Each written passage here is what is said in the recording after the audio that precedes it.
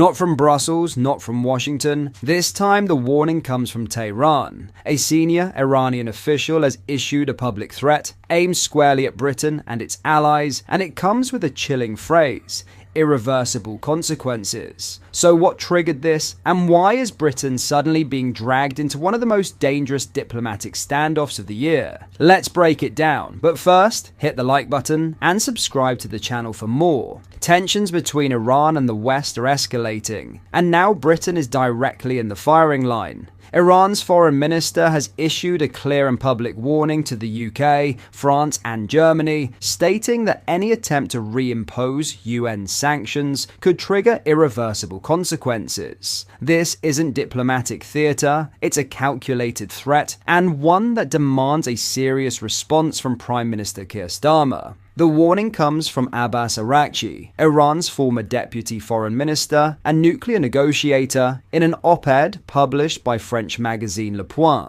In it, Araghchi warns that if Britain, France, or Germany choose to activate the so-called snapback mechanism under the 2015 nuclear deal, it would not only mark the end of Europe's role in the agreement, but could trigger an escalation in tensions. The snapback clause, enshrined in UN Resolution 2231, allows for the reimposition of UN sanctions if Iran is found to be in serious non-compliance with the nuclear deal known formally as the Joint Comprehensive Plan of Action, or JCPOA. According to diplomats, this mechanism must be triggered before October 18th, but there is already talk of action being taken as soon as August if no progress is made. Britain, along with France and Germany, is not currently involved in the direct negotiations between the US and Iran, but it remains a key part of the JCPOA framework. The E3 nations have been closely coordinating with Washington, particularly as concerns mount over Iran's growing stockpile of enriched uranium. According to reports from the UN nuclear watchdog,